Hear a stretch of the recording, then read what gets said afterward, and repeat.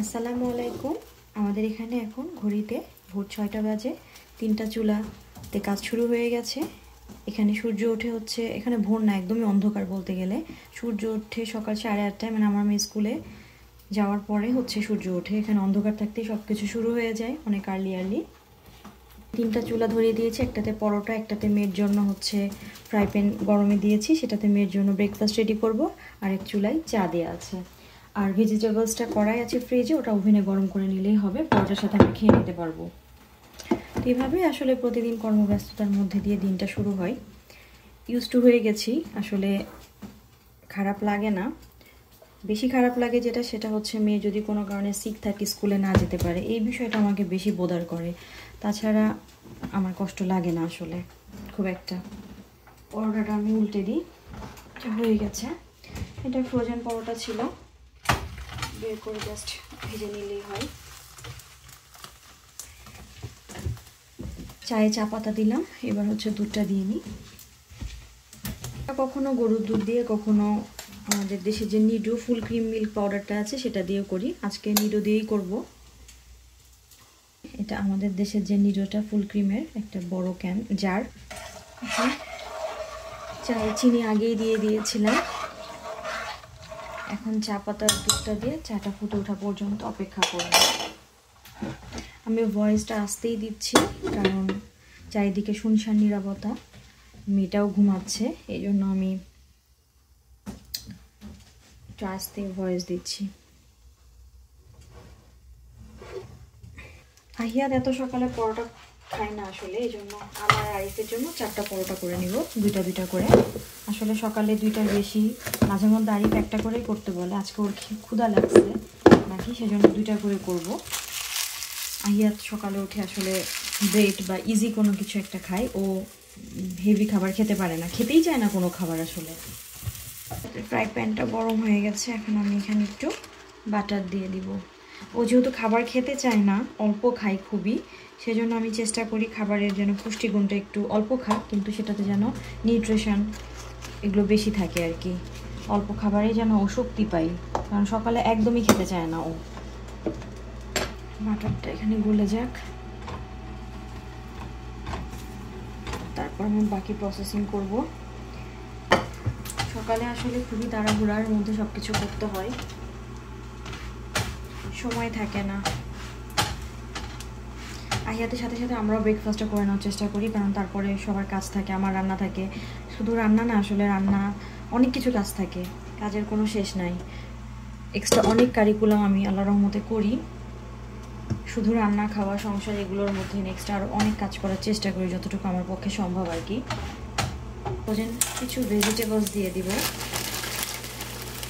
যেহেতু খুবই অল্প খাবার খাই, একদমই অল্প খাবার খাই, খেতেই চায় না খাবার। ভেজিটেবলটা আমি বাটারে কিছুটা সটে করে নিব।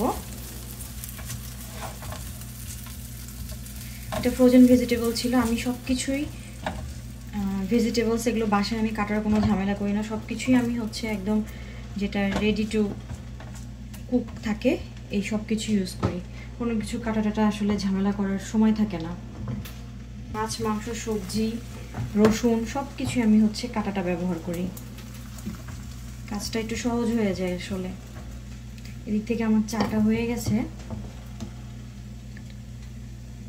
ফুটে উঠছে, আর একটু ফুটুক, একটু বাড়াই দিই। চাটা একটু বেশি ফুটলে ভালো লাগে খেতে। চুলার আঁচটা কমাই দিই।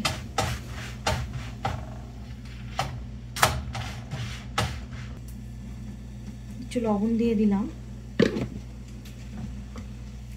লবণ দিয়ে ভেজিটেবলসগুলো কিন্তু অলরেডি সিদ্ধ করাই থাকে, সো এগুলো কুক করতে খুব একটা সময় লাগে না। এদিক থেকে আমার চাটা হয়ে গেছে, চাটা অন্য চুলায় রেখে দিব। পরোটাটাও হয়ে গেছে, লাস্ট পরোটা, 4টা পরোটা ভাজাই শেষ আমার। তো এখন আমাদের খাবার রেডি হয়ে গেছে, এখন শুধু আহিয়াতে ব্রেকফাস্টটা রেডি করব, তাহলেই হবে। এর চেয়ে বেশি আমি সবজিটাকে সটে করব না, তাহলে সবজিটা শ্রিঙ্ক করবে এবং খেতে ভালো লাগবে না। আমি একটু সফটটাই রাখবো। এরপরে এখানে আমি একটা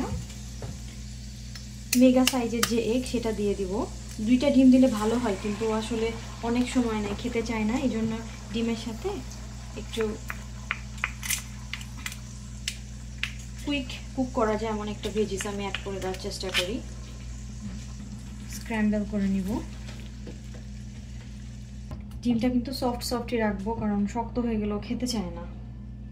সকালে যতটা তাড়াতাড়ি খাওয়ানো যায়, সকালে আসলে ওকে যেটাই দেওয়া হয় না কেন কোনোটাই খেতে চায় না, আমাকে খুব কষ্ট করতে হয়। এইটুকু খাবার ওর দেখা যাচ্ছে যে 7টার সময় ওকে উঠাবো, 8টা 20 পর্যন্ত ওকে এটা খাওয়াতে হবে। একটু আমি এই যে স্বাদ মশলা টেস্টের জন্য হালকা একটু দিয়ে দিলাম যেন ও খায়। দিয়ে দিচ্ছি সামান্য গোলমরিচ। আয়াতে সব খাবারের ইচ্ছে আমি গোলমরিচ অ্যাড করার চেষ্টা করি। গোলমরিচটা কিন্তু খুবই ভালো বাচ্চাদের জন্য।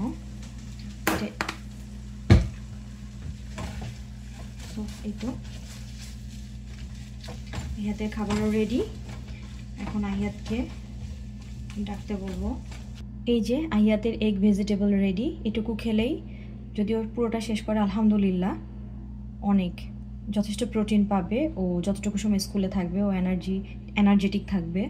ও এদিক থেকে আমি আমাদের ভেজিটেবলসটাও গরমে দিয়ে দিই ওভেনে।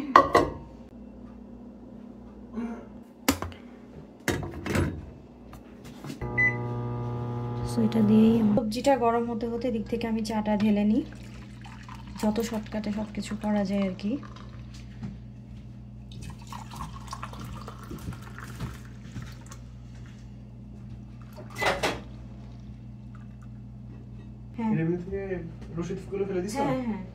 টিফিনটা দিয়ে দিই। আজকে আসলে আহিয়াতকে কোনো কিছু আমি মেক করে আর দিতে পারবো না, সময় নেই, সেজন্য একদম রেডিমেড কুকিজই দিলাম। সেটাও সে খাবে কি না তারপর আমি দেওয়ার চেষ্টা করি প্র্যাকটিসের মধ্যে রাখার জন্য। স্কুল থেকেও বলে না খেলেও বাচ্চাকে টিফিনটা দিতে আর কি। সাধারণত একদম রেডিমেড খাবার আহিয়াতকে দিই না, কোনো ফ্রুটস রেডিমেড বলতে বেশিরভাগ ফ্রুটসই দিই অথবা কিছু মেক করে দেওয়ার চেষ্টা করি। কিন্তু আজকে সকালে যেহেতু একটা মেক করে দিলাম, সো কুকিজ খেতে সমস্যা নেই। সো এটাই আহিয়াতের স্কুলে আজকে টিফিন। ওকে, টিফিন রেডি করে দিলাম, এখন আহিয়াতকে রেডি করে দিব। আলহামদুলিল্লাহ আজকের ব্রেকফাস্ট রেডি। এই হচ্ছে আজকে সাদামাটা ব্রেকফাস্ট। আল্লাহ রিজিকে যেটা রেখেছে সেই জন্য আল্লাহর কাছে শুকরিয়া। আলহামদুলিল্লাহ, আল্লাহর কাছে যত শুকরিয়া আদায় করা হবে আল্লাহ তত বেশি দিবে আমাদেরকে। আলহামদুলিল্লাহ। যাই, এখন দেরি হয়ে যাবে, আহিয়াতকে ডেকে আবার এই খাবারটা খাওয়াতে হবে। এটা সবচেয়ে বেশি টাফেস্ট জব আমাদের জন্য। আল্লাহ হাফিজ, আসসালামু আলাইকুম, again good morning and have a good day.